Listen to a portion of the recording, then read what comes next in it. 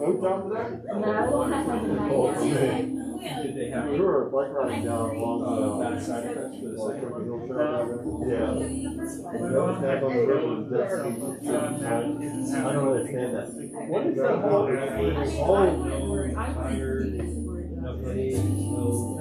I'm not kayaking. Canoe. It's like a jet ski.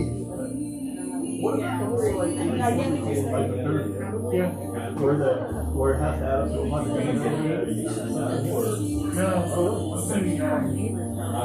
I think they probably had that shit going on the top. Those guys down in the square foot, you can tell they can't take on that. We went down to the bay last weekend in the Essex area, and there was fish swimming in the water. I go ahead and water out. When you go in, not yet, right? I don't get it from the yeah, September now. The last weekend of April, I think we'll put in. I'm kind of done today. I'm loving it, right? We had a guy at one street died.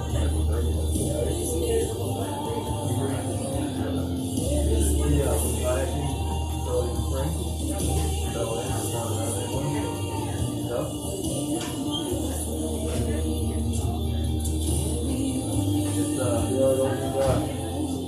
With kids in there, you might do oil. I think I put Mark put it under the line. That's very oil. We're basing it right down on today was working for some stuff in my second job. We did some gardening. I planted some arborvitae. Thursday just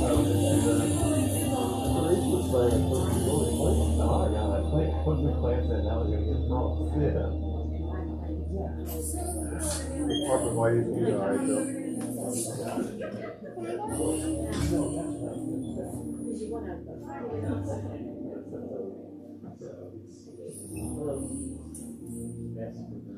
Have you been up to the cabin? I have not. My daughter was up there. I was going to go to my brother and I went to the brother-in-law. Where'd that go? Well, he wants to put air conditioning in the cabin. I said, I'm going to pay for it. He paid for it. A lot of money. Like central air. There's a duct system or anything in there. All that. Hi, Grandpa. How you doing?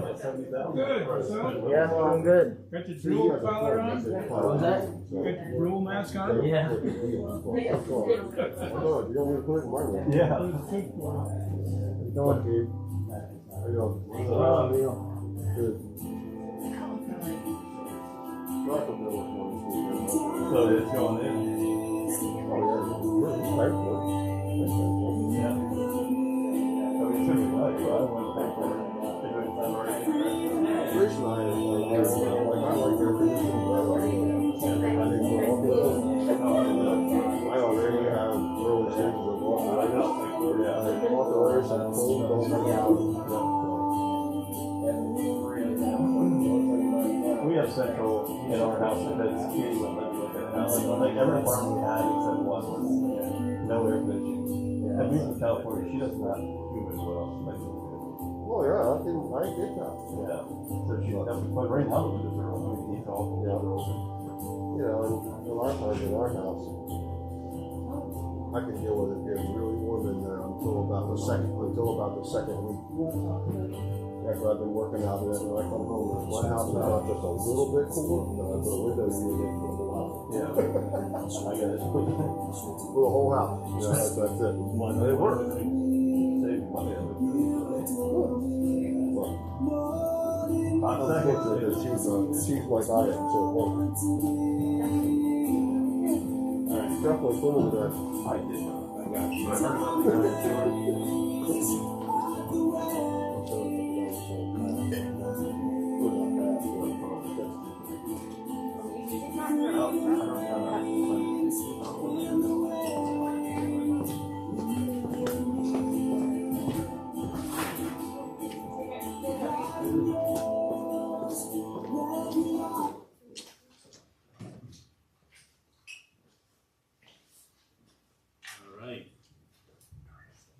Jeff.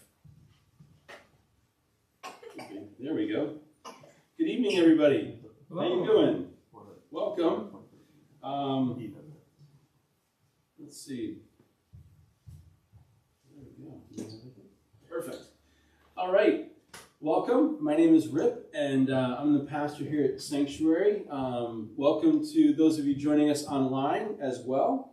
And a special welcome. We want to acknowledge that it is, well, it's not Palm Sunday yet, but it is Palm Sunday weekend. So we are quickly coming up to the resurrection. For all of us here and those online, just remember that we're going to be starting tomorrow evening. We'll be sending out the first of the 4 videos that we've done of reflections in and around the whole week and topic of the crucifixion of Christ, basically Holy Week. And so keep an eye out for those.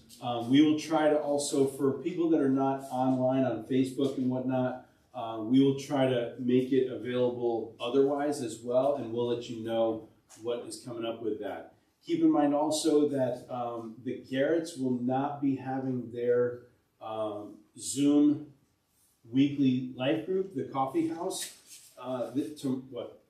Monday night. They will not be having it this week during Holy Week, so just be mindful of that. But they'll be picking it up again, I believe, the week after Easter. So, and just a couple of housekeeping things for all of us. When you come in, there's the mercy box over on the left side under the cross. And that's always a place where if you have some spare change, a couple dollars, anything from during the week, and you could place it in there.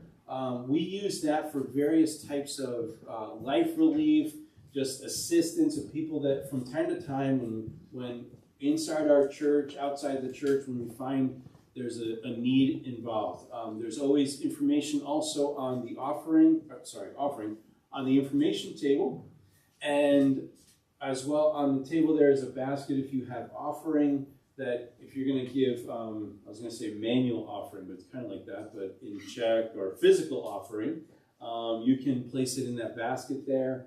And finally, you're always welcome to give online. So let's dive into our, let's get into the message for tonight, all right? If you have a Bible, you can open up to Genesis 12, because that's going to be our starting point.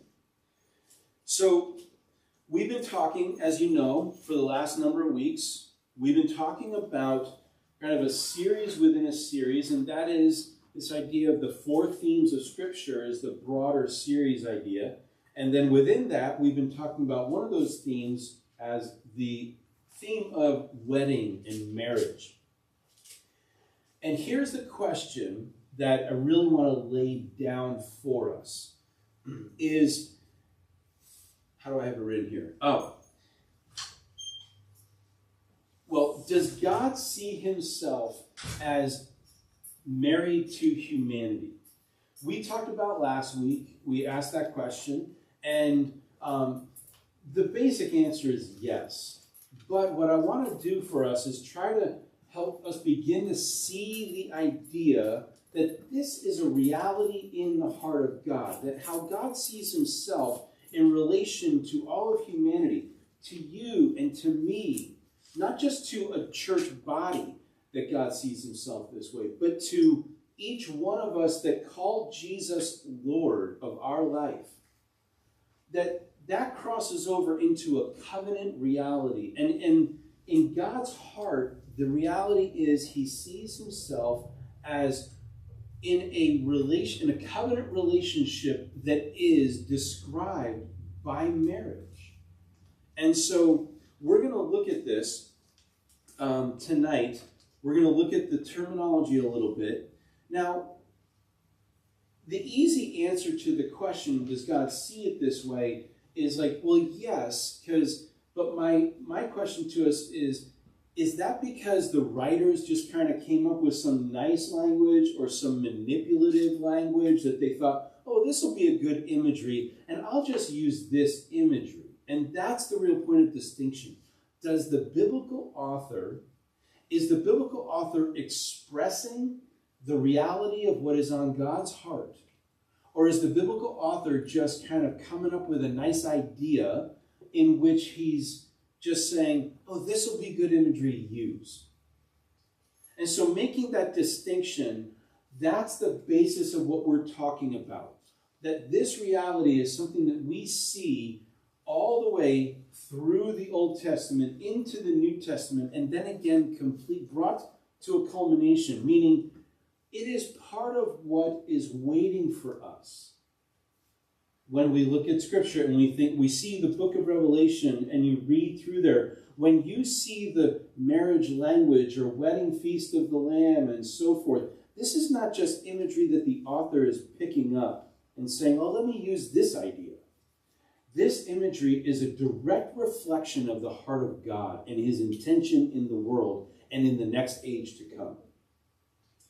So, the reason that this matters is that because of this reality, it impacts, I find that the more I think about it, it impacts, let's say, how we view sin. It doesn't become permissive with sin.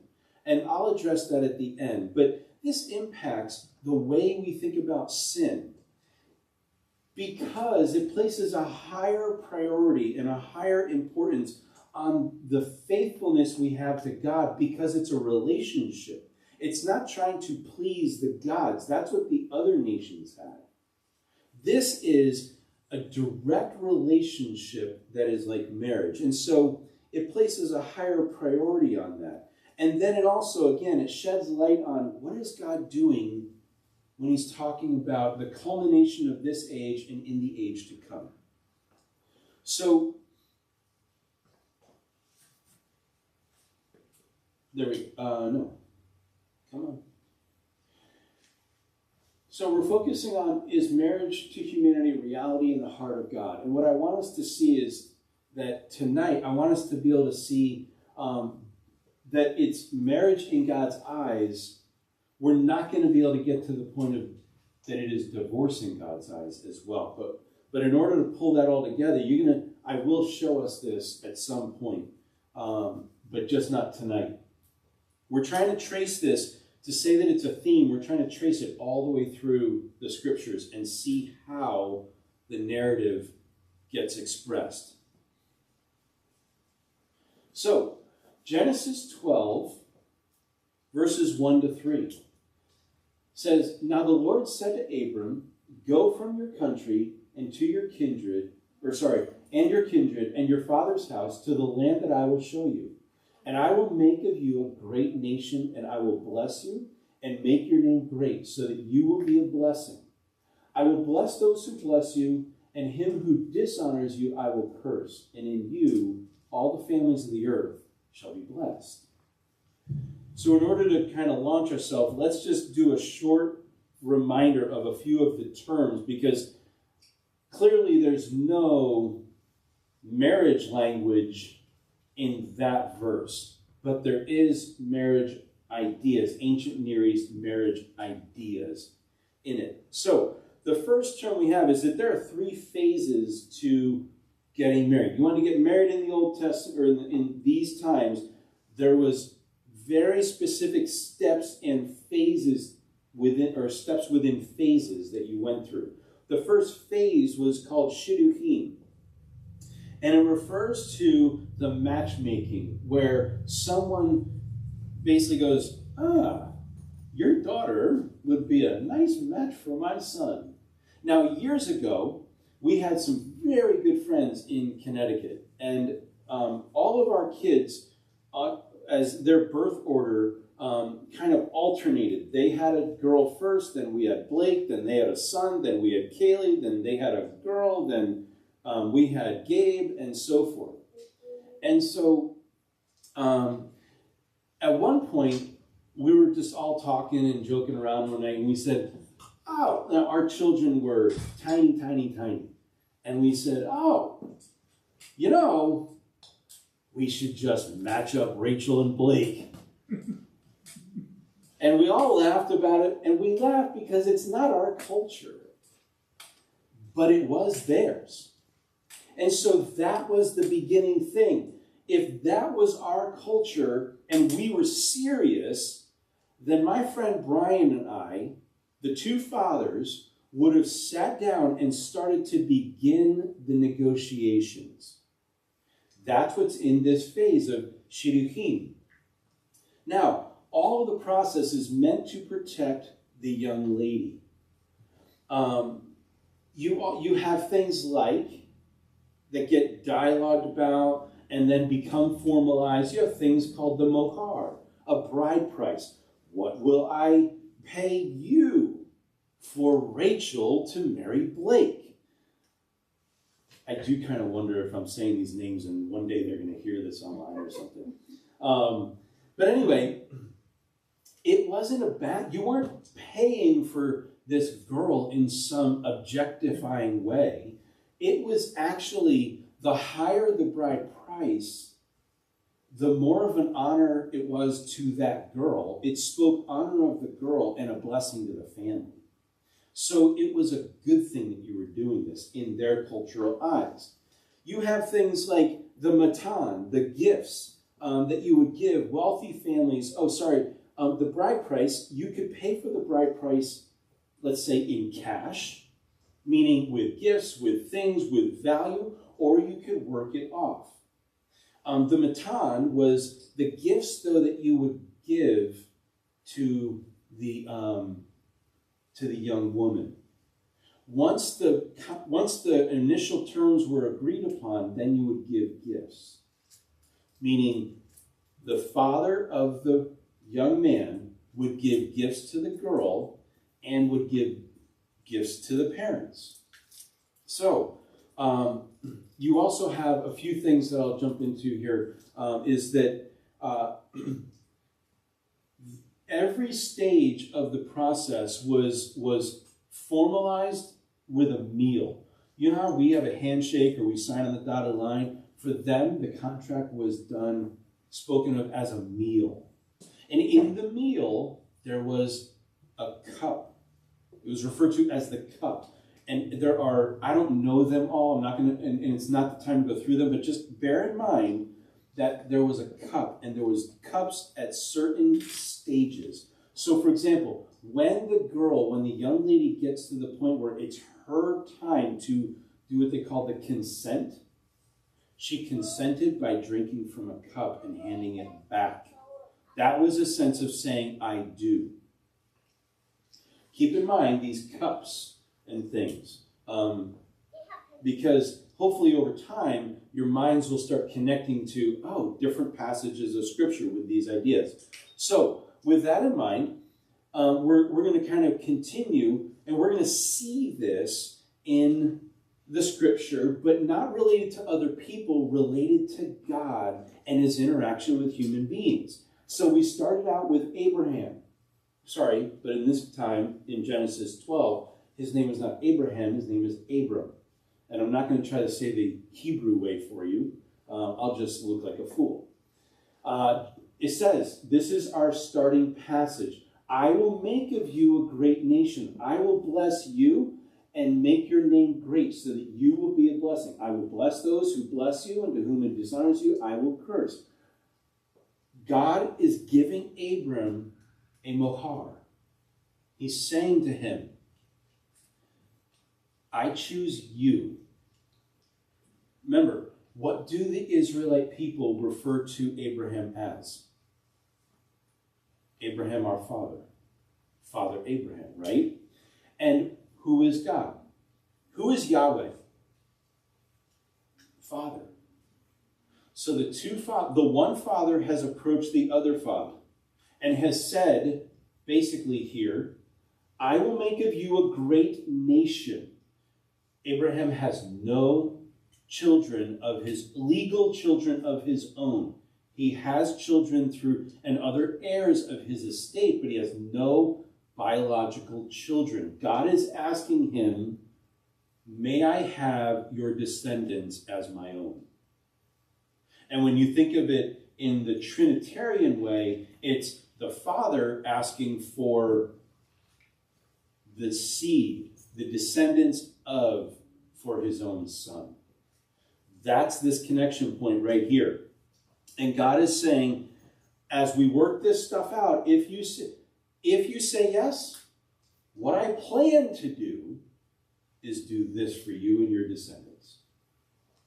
So that's, you can't call it step one, but it's basically a big deal and a big portion of this. And so there's then from Shidduchim, there's the Erusin, and it's the betrothal. It's the time, it's like phase 2. It's the time when you said, yeah, all the terms that we've kind of dialogued about, yes.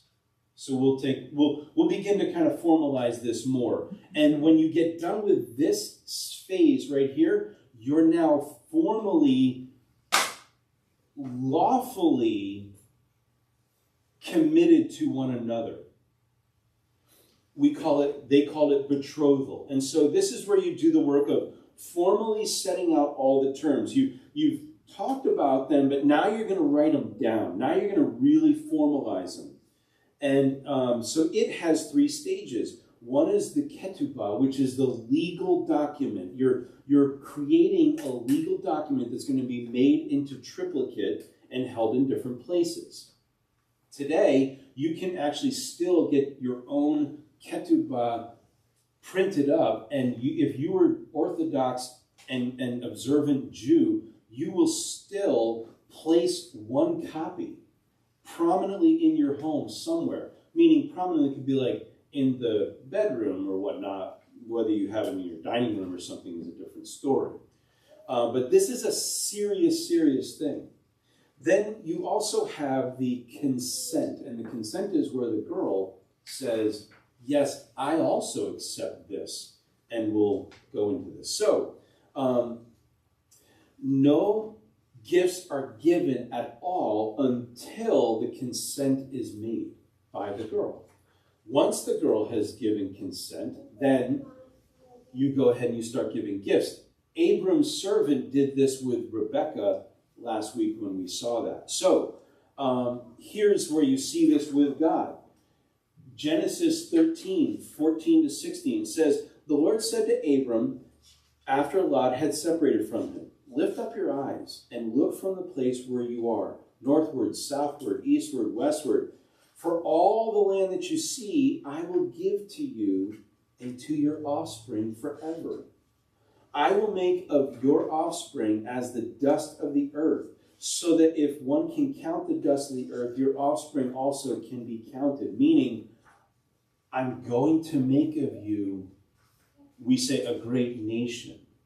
But meaning, your descendants will be as numerous.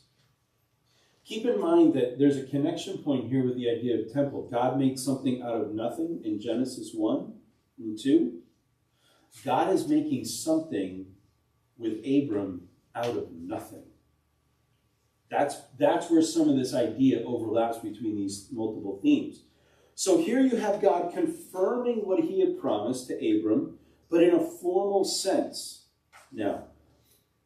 And he's saying, this is what I will do. Now, Genesis 17, 9 to 11, it takes another step. And God said to Abraham, as for you, you keep my covenant, you and your offspring after you throughout their generations. This is my covenant which you shall keep. So I'm going to do this. When you're making the ketubah, you're saying, each party is saying, this is what I will do, and this is what you will do. It would kind of be like, today, each of us, now we don't think in contractual terms, but let me give you an example. Like, talk out, what are your dreams? What are your aspirations? Where do you want to go with life? How many children do you want to have? Now, for them, it could be put into the contract, you will have this many children. And this is what they will be. Now, from what I hear, they did that, but to my ear, that sounds unbelievably ridiculous. How do you know what you're going to have, right? Much less how many you'll have. You can aim for how many you'll have, but how do you know what you're going to have? But those would be the kind of things. So God is saying, this is what I'm going to do, but this is what I want you to do, Abram. So Abram, this is what I'd like you to do. Every male among you shall be circumcised. You shall be circumcised in the flesh, and it shall be a sign of the covenant between me and you. So Abram, I'm doing this, and this is what I want you and all your offspring to do. Keep in mind, Abram said, I do. Because right after this, in chapter 17, is the recording that says, Abram took himself and all of his family and shoo. So Abram's saying yes, right? Now, here's what that means. We think it's a term, we've been so Old Testament, New Testament, Old Testament law, New Testament grace, and we think circumcision, sign of the law, obligation, yada, yada, yada. You want to know what circumcision meant? A sign of dedication. Because in their day, now this is a whole people group, but how it gets enacted at the very local one-on-one level is that in their day, once this young girl said yes, in that not I do how we think of it, but in I do how they think of it, before they had their ceremony and would live together, which was at least a year away, for them, once the girl said I do, that meant they were legally married, they were legally committed to each other. We've heard that before. But how they demonstrated it was from that day forward, whenever the girl went out in public, she had a veil over her face in that day. That veil said, I'm taken. Don't bother asking my dad about me. I'm taken. That's what the veil meant. Now, just kind of as an illustration, there's something of this type of expression right here in our county. Now, I believe I have this right. I'm speaking as someone, as a transplant, so if I'm wrong on this, forgive me, and you can correct me later. But we have this, from what my understanding is, right here in Lancaster County. But it's switched. It's with the men. So from my understanding, in the Amish community, when you're married, they probably got a ring too, but the Amish men grow beards when they're married, I believe, as a sign of their wedding covenant. It says, I'm married. And it's also a sign that is like, well, I won't go into more, but you get the point. So, all throughout the chapters, all these chapters, over a long period of time, the ketubah was being ironed out. We see a story of a man walking out his relationship with God. And absolutely, when you see the relationship with Abram being walked out, it is a type and shadow of the salvation event and relationship with Yahweh of each of us personally. But what that means is that the wedding process is also a type and shadow of our relationship with Yahweh. It's being all worked out. So let's keep going. Then there was the Katan, and this was the gift to the father of the bride, to the bride's family. Genesis 17:15-21 says, and God said to Abraham, as for Sarah your wife, you shall not call her name Sarah, but Sarai, but Sarah shall be her name. I will bless her, and moreover, I will give you a son by her. I will bless her, and she will become nations. Kings of peoples shall come from her. So now they've said, I do, taken the deal, and God says, now I'm going to give you a gift. See the difference between, this is what I plan to do with us. As soon as Abram said, I do, he says, okay, Now, my gift as a father to you, the father of this intended people, is I'm going to give you a son. The very thing that Abram and Sarai would have been most disturbed about in their life. And God says, this is my gift to you in exchange for your descendants. To basically be my bride.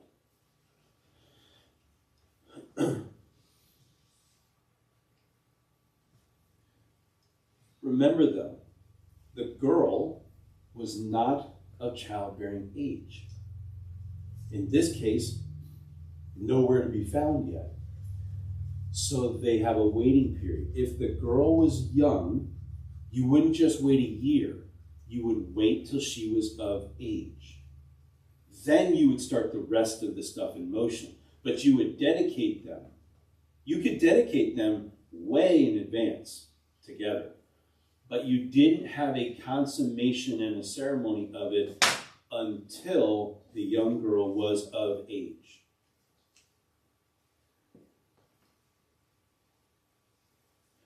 So in the meantime, the girl is needing to come of age, and in the meantime, God is preparing a place. Abram was living in the land, but it wasn't the land, it was still the land of the Amorites. It would take 400 more years, because God said to him in Genesis 15, he said, because the sin of the Amorites had not yet reached its full measure. So you're living in this land. I'm going to do, this is the land I'm preparing. But it's going to take me time to prepare it, because the people who are already living here, their sin has not yet reached the measure that I need it to reach in order to do what I need to do. So as an aside, I'd like to encourage you strongly. I strongly encourage you to do this. Go read Genesis 15. The first part of the whole chapter. Just read it with the overlay of wedding and betrothal language. And just begin to think about this. Think about God and Abram started a day having a conversation. They're just walking along in their relationship, taking place over many years. Keep that in mind when you read this. They start their day having a conversation. The conversation, if you read the text, the conversation continues inside of Abraham's dream. I mean, I was reading this today, and my mind was shorting out a little bit. And I literally said to God, I am having trouble because this is far too beautiful for me to understand, much less put into words well. I felt so inadequate to come bring this. For two reasons. One, I get that this can feel sort of, very technical and in that academic and not sermon preachy kind of church stuff. I get that it can feel a little classroom. But the other thing I said to God, this just is so beautiful. How do I do this? Their conversation continued inside of a dream. And as you read it, it's the account of the Abrahamic Covenant. There's a reason that marriage is called a covenant. And yet it was going on even right here in chapter 15 when Abraham and God established their covenant. This is so multifaceted and beautiful. It's almost, for me, it just feels like it's melting my mind. I don't even know what to do with it. The next stage is the consent. Within still the phase of erusin, the girl has to give consent. They would pass the cup over to the girl at that point, and the girl then was in control of everything. She's going to be in control of everything again one more time later on if they go through this step. But right here, the girl can either go, no thank you, or the girl can drink from the cup and then pass it back to the young man and his father. And if she drinks from the cup and passes it back, she has said, I agree to this. I will marry him. And so there's the consent. Genesis 6:6. God promises Israel, now the young girl, to deliver her from Egypt. Genesis 6:6-8 says this. Say therefore to the people of Israel, this is God telling Moses what to say. I am the Lord, and I will bring you out from under the burden of the Egyptians, and I will deliver you from slavery to them. I will redeem you with an outstretched arm and with great acts of judgment. I will take you to be my people. There's this word that's referred to as the take. It's another part of this. We're not going to get into it. But I will take you to be my people, and I will be your God. You shall know that I am the Lord your God, who has brought you out from under the burden of the Egyptians. I will bring you into the land that I swore to give to Abraham, Isaac, and Jacob, meaning to your fathers. I will give it to you for a possession. Moses spoke thus to the people, verse 9, of Israel, but they did not listen to Moses because their broken spirit and harsh slavery. So this is kind of like God pursuing them and making an initial, hey, you want to get married? And it's sort of as if on the initial one, the girl says no. But there's multifacets to this. And for one, the people said no. And the Bible describes why. Because they couldn't conceive in their abusive relationship, in their abusive situation, they couldn't conceive of a God wanting to be good to them, much less wanting something like a marriage. What? We're slaves. And a lot of times when people have been abused in their life, they have an incredibly hard time relating to the goodness of God as their Father. And you see a type of this right here. So we're told that she essentially said no. But the story does continue.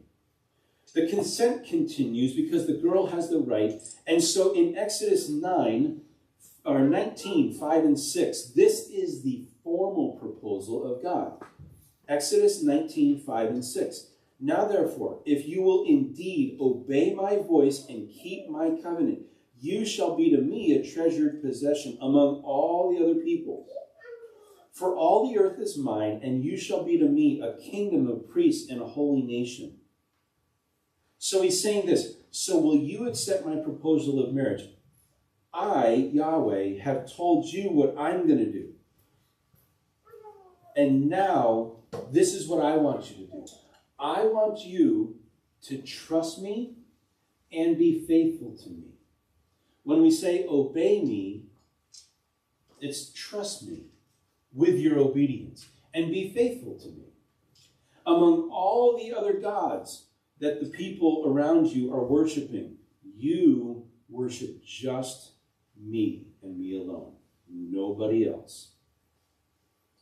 So we tend to think of this as this idea of, well, Israel was like the first monotheistic people group in that day, and all the rest were polytheistic, and we develop a theology out of this, and yet that's okay. That's not wrong or improper, but it's, let's say, incomplete. Where the theology is right and good, but perhaps it has a deeper meaning in it.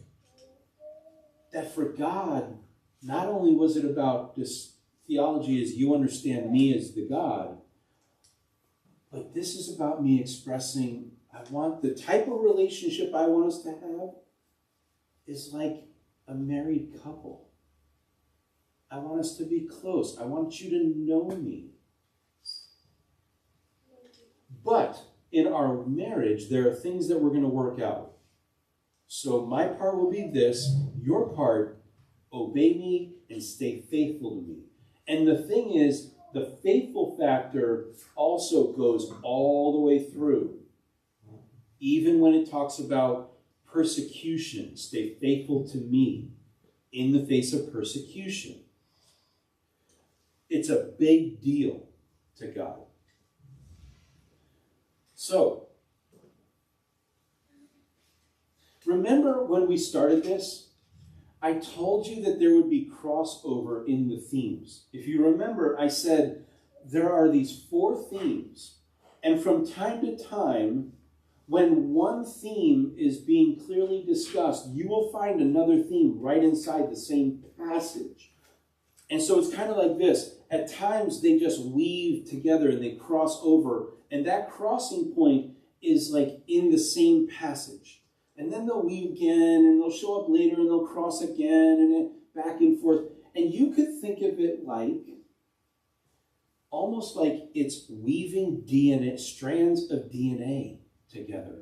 Of how, what is God doing? What's the makeup of all this? This is the makeup. It's temple, it's marriage, it's kingdom, and it's exile. And so here, right in this passage, you see that crossing over of 2 themes in one spot. If you will obey my voice and keep my covenant, then you'll be a treasured possession. You shall be to me. So that's marriage language. If you will do this, then you will be to me a treasured people. I choose you out of all the other people groups around you. I've chosen you. And you will be to me a kingdom of priests and a holy nation. Holy meaning a set-apart nation. So God gives them their identity. What's the kingdom element there? The language is crossing inside of the idea of marriage.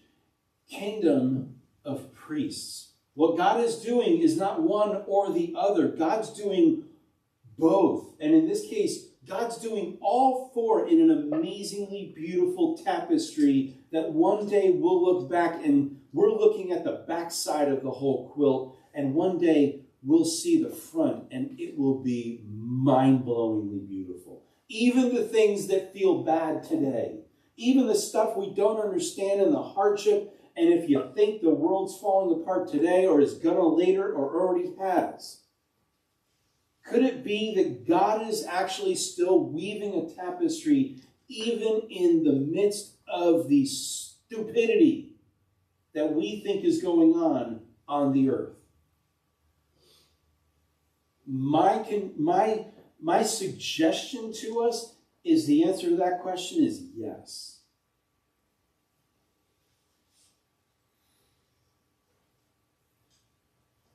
And so then, we're coming close, but then in Exodus 19, verses 10 and 14, you see this other thing. You see what they call the mikvah. It's the ceremonial cleansing. It's the ceremonial bath. Exodus 19, 10 and 14. The Lord said to Moses, so now they are at Mount Sinai. What was given at Mount Sinai? 10 Commandments. 10 Commandments. As Christians, what do we think the 10 Commandments are? Anybody? Rules. They're old, but what do we refer to them as? Rules. Oh, sorry, Matt. Rules, absolutely. And what is their term for the rules? They are rules. The law. The 10 Commandments to us are the law. Law says what you're not allowed to do. We think of it in negative terms. What it prohibits from us. So we have we're immediately set up as an antagonistic relationship. To them, they're at Mount Sinai, getting ready to receive the reciting of the ketubah.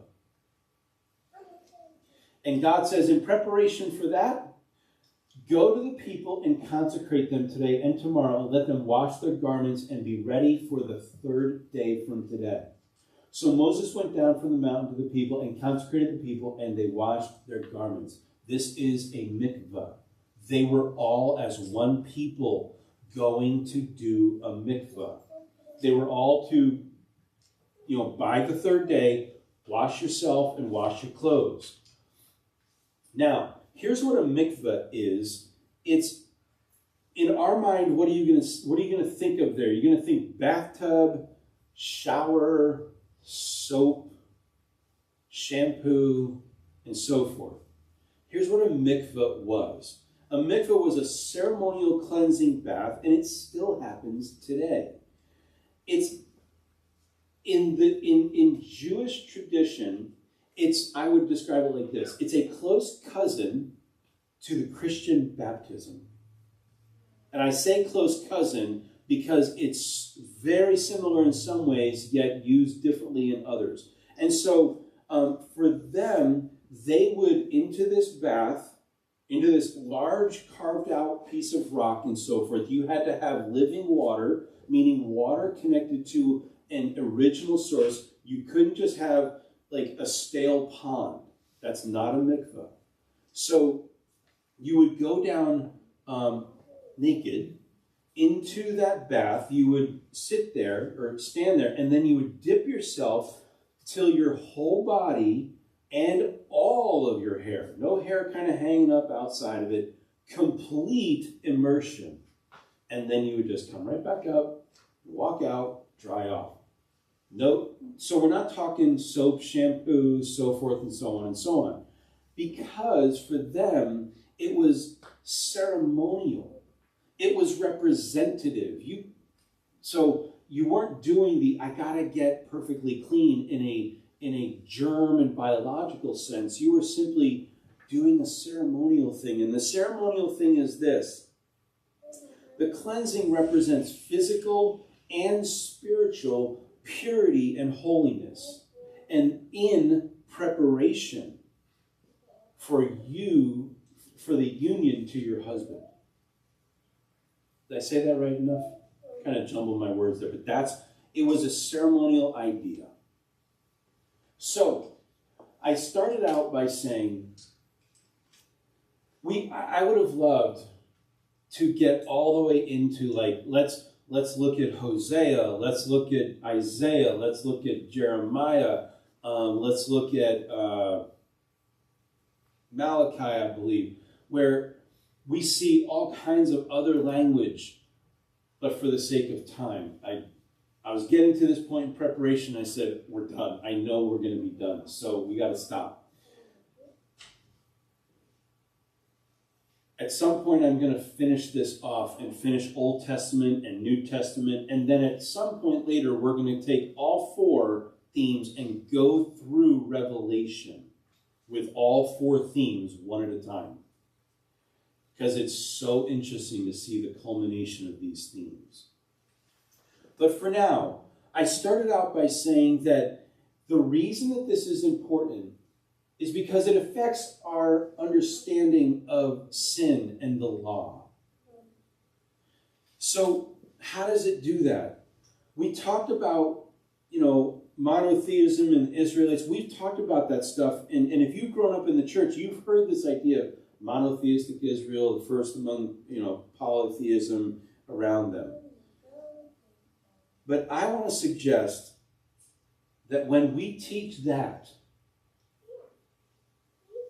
we're more focused on sin and morality. That when we teach, that it's all about the worship of God, and it is about worship of God. But when we're focusing only there and not understanding it prevents us from understanding God's heart. And so we're still in the position of, I've got to please you. How many of us, if we are married, do you ever wake up intending for your benefit to please your spouse? To please your spouse is a different thing. But do you ever wake up with the idea, I've got to do something so that I'll please my spouse so that they will do something that I need them to do? But that is what our approach to, with a mindset of rules and the law, that's how we conceive of sin. If I don't sin, then God will be nice to me. But that's not how the language that God laid out himself ever did it in the Old Testament. That's not how they related to the law. They knew the law was simply there as, we've said yes to this, and this is what God has agreed to do for us. This is how we're working out this relationship with him. And yet we think you can't have a relationship with God without grace. So they never had a relation with God. They just had rules and regulations. But we do. And yet, our mindset is so not different. And it prohibits us from knowing God's goodness. The second thing is, I said that how does it affect our relationship? Well, in the relationship, God says, this is what I actually need you to do. I want you to trust me. So obey me. Obey the things that I've asked for. And trust me when you don't understand it. And among all the other gods, among all the other institutions and distractions that you'll have, stay faithful to me. Now, every marriage has periods of, I'm faithful to my spouse. It doesn't mean it's constant bliss. It means it's work, it's effort, but I still do it. We all know the reality. And God is just simply saying, when he says, worship no other gods, how do we see that? If I do that, okay, God will bless me. Or, I do that because this is the nature of our relationship. I may not be liking God right now, but I'm not turning my back on him. And how many times do you know a friend who, whatever went on for them, and they turned their back on God? It's not to cast judgment on them. I'm just trying to spell the thing out that the likelihood is that they didn't see it as their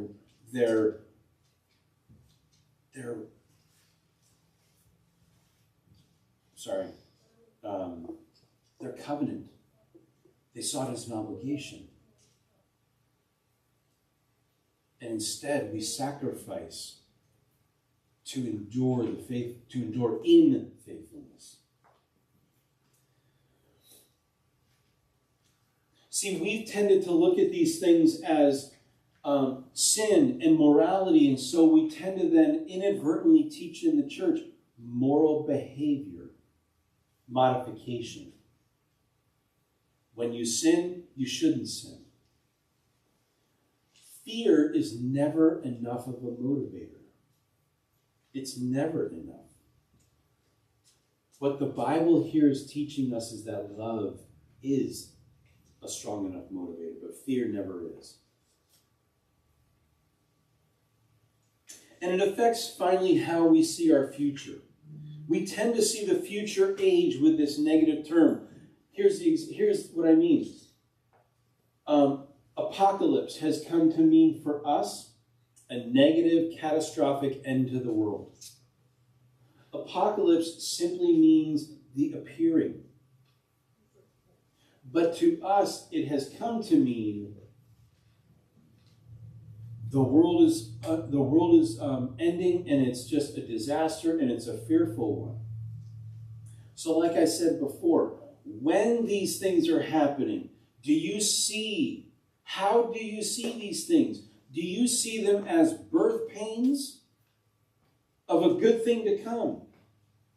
Or do we see the events going on now as, oh my goodness, it's all going to hell in a handbasket. However will I survive? Or do we see, maybe God is setting the stage? Holy cow, he's setting the stage. It might be in our lifetime. It might not be. But my one command from him is just stay faithful. If it gets hard, it will be hard. But he'll be faithful to me. I'll be faithful to him. How do we see the current events? So how can we apply this? And to finish this off really quick. First would be, if this is a marriage in God's eyes, then the discussion of sin changes to check our ulterior motives. Check our motives. Like I've said, if we wake up and our objective is, I'm going to do the dishes today for Anne Marie. First of all, that sentence is like, that's sin. I'm going to do the dishes for Anne Marie. That means as if they're only her responsibility and job. So, I should be shot for that anyway. But what I'm really getting at is this. If I wake up and go, well, I'm going to do the dishes for Anne Marie, because I hope that what she'll do is yada, yada, something, something, something. I didn't do it for her. Check our ulterior motives. Please, folks, can we check our ulterior motives with God and recognize that instead it would just be, the Bible says, give without thought of return. That we as Christians would just seriously start to check our motives and be honest about our motives with God. Because to live the way I'm describing in the negative sense there, that means it's a very dysfunctional relationship. Highly dysfunctional. When you've got to be manipulative and passive aggressive about your motives, that's a totally dysfunctional relationship. And then we wonder why things aren't working out between us and God. The second, a matter of faithfulness, is this. We talk so much about more behavior modification, as in, don't drink, don't smoke, don't do this, don't do that, don't get divorced, and so forth. You want to stop drinking? Focus on love.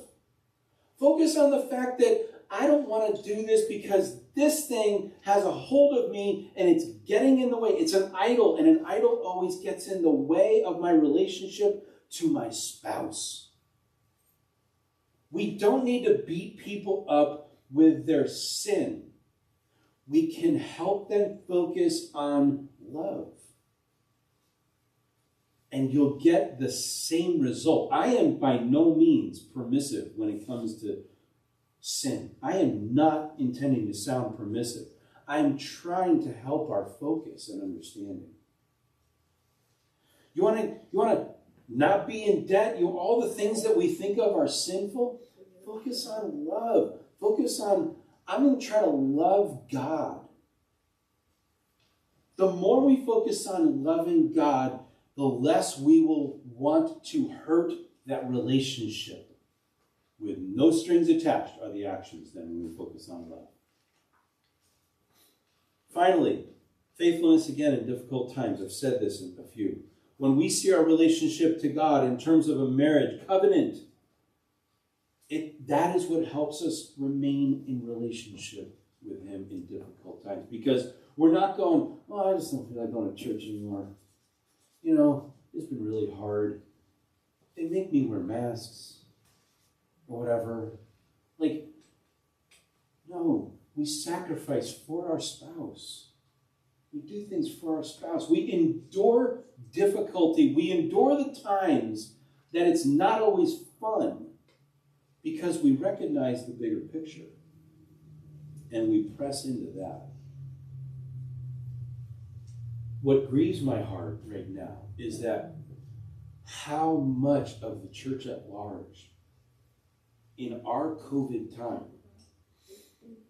have decided for one reason or another to stay away from gathering together with God's people.